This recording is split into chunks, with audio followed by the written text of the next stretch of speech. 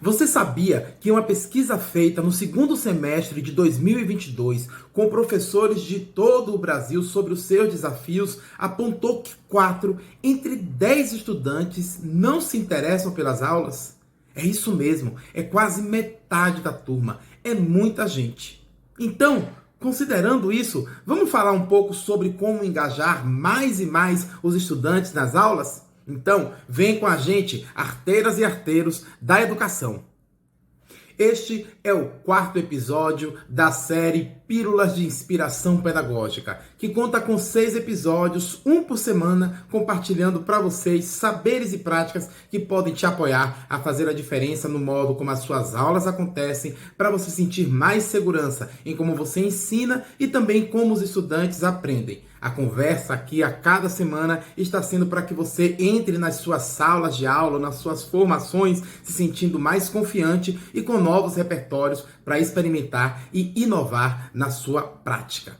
A pergunta do nosso encontro de hoje é sobre como despertar um maior interesse dos nossos estudantes nas nossas aulas, enfim, ou nas formações que você estiver realizando. Para nós, o caminho e que a gente quer compartilhar hoje está na educação experiencial.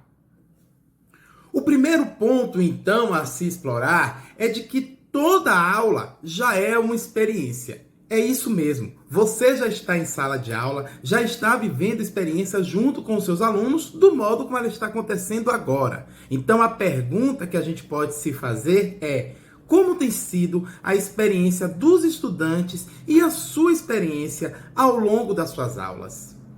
E também, como você pode aproveitar e transformar esse tempo que está juntos para formar uma aprendizagem que acontece de um outro jeito? A sua aula tem sido um lugar que fica trazendo muitas informações ou ela se diferencia porque promove experiências, vivências, momentos que estão marcando você e os seus estudantes, seja pelas relações entre eles, entre vocês, ou a forma como o conteúdo está aparecendo?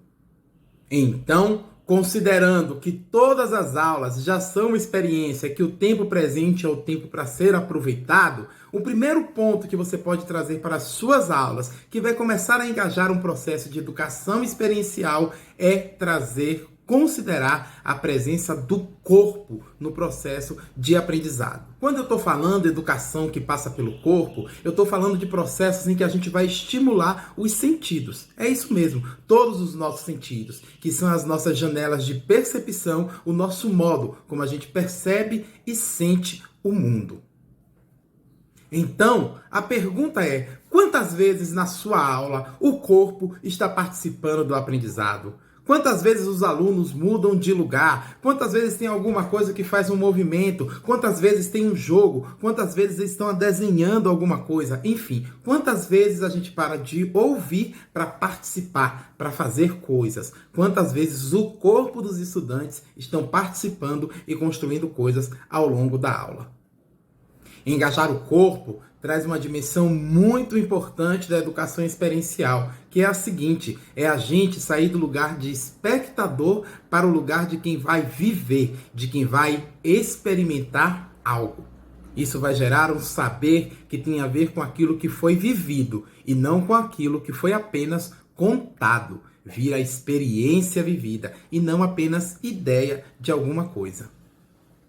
Então, o processo metodológico considera que no começo você propõe uma experiência, um jogo, alguma coisa que vai estimular, envolver os seus estudantes. Depois, você vai gerar uma reflexão sobre a experiência que foi vivida, olhando para o que aconteceu, como cada um se sentiu e quais ideias surgiram a partir disso. E, finalmente, o terceiro ponto é a hora em que você relaciona a experiência vivida com as reflexões que surgiram junto com o conteúdo ou com a vida, com aquilo que você quer trazer de aprendizado junto com os estudantes. Essas coisas vão estar acontecendo todas juntas ao mesmo tempo, mas é importante você não deixar de fazer a reflexão depois da experiência ter sido construída e vivenciada pelo grupo de estudantes. Ah, mas falar assim é fácil. Dizer que é só colocar os alunos para viver experiência parece que é uma coisa simples. Mas como é que eu faço isso? Me dá exemplos de como eu faço isso para acontecer na prática? Sim, eu trago alguns exemplos. Vamos lá. Um exemplo disso, por exemplo, numa aula de matemática, quando o professor entrar na sala, ao invés de você já começar a falar sobre o assunto, você pode escrever uma fórmula. Digamos que você vai trabalhar uma fórmula nova hoje. Escreve a fórmula no quadro e pergunta para os estudantes. Bom, eu vou contar 1, 2, 3 e pedir para que todo mundo faça um gesto, uma expressão facial e diga o que significa essa fórmula para você. E eles nem saberem ainda. Ah, eu não sei o que é, professor. Tudo bem, mas o que você imagina? 1, 2, 3 e todo mundo faz uma estátua.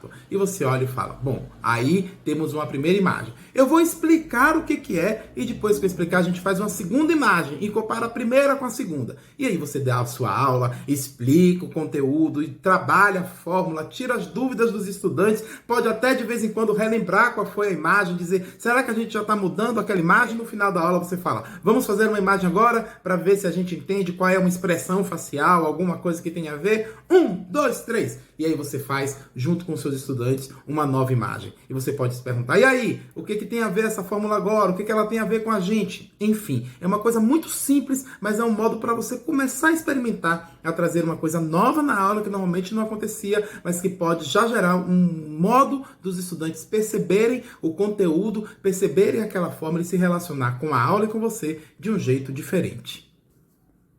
Na aula seguinte, você pode fazer algum jogo que envolva trios, você pode trazer experiências que envolvam artes visuais, que os alunos possam desenhar, possam construir maquetes, possam fazer isso sozinho ou possam fazer isso coletivamente.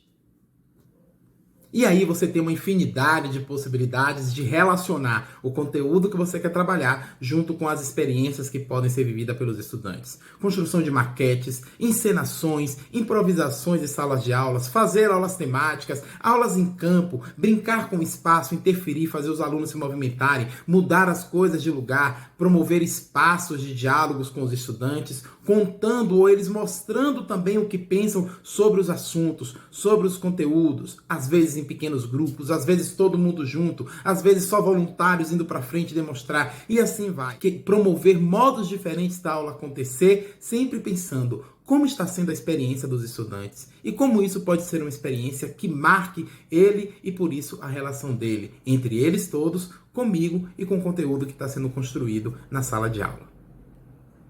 Mais para frente, ainda trazendo um exemplo na aula de matemática, de repente você vai trabalhar frações e aí você já pede para o grupo se dividir. Vamos formar aqui, a gente vai dividir o grupo em determinadas frações e fazer os grupos se movimentarem pela sala. Por exemplo, você anuncia quanto você quer fracionar e o grupo se organiza. Você pode trabalhar isso, por exemplo, com formas geométricas. Enfim, muitos exemplos que eu estou trazendo que podem inspirar. Trazendo aqui para a turma de matemática, mas que dá para ir ampliar para todas as outras disciplinas.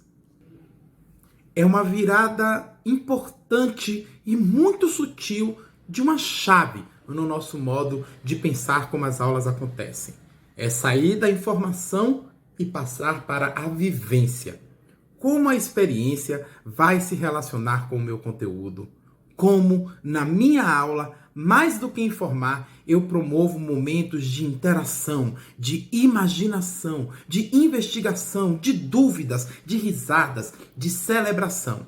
É cotidianamente nas aulas, trazendo novos elementos para a rotina e para o dia a dia, sendo que cada dia ganha cores, formas, modos diferentes, porque a turma cada dia também chega com modos, formas, cores diferentes para aprender. Então agora, para terminar, o convite é para que você experimente sempre, quando estiver lá no momento do seu planejamento, no momento que você está ali olhando para a sua aula, considerar um momento que você vai dedicar espaço para conectar os estudantes com o tema da aula, fazendo isso de um modo que envolva a imaginação e engaje a turma para fazer algo, trazendo o corpo. Então tem que ter ação, tem que ter vivências, tem que ter boas experiências. O conteúdo, a gente sabe, ele é fundamental, ele é essencial. E nós devemos criar bases sólidas sobre onde este conteúdo possa ser construído, onde ele possa ser apreendido. E essa base é a experiência. Essa base serão os processos, os jogos, as memórias que vão ficar da sua aula. Considerar a presença e participação dos estudantes ao longo da aula, eles e elas como co-construtores dos conteúdos e dos temas trabalhados.